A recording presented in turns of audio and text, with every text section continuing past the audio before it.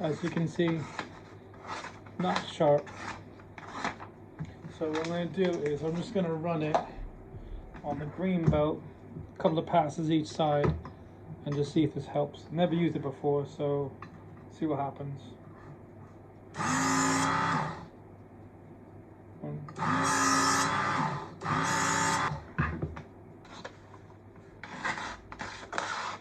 Better.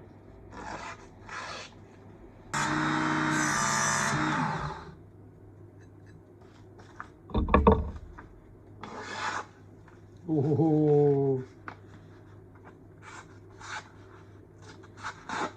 So I did some more passes on that one on the green belt. It's only a little kitchen knife, but considering you see how dull it was, that's ridiculous considering, you know, what it was to start with.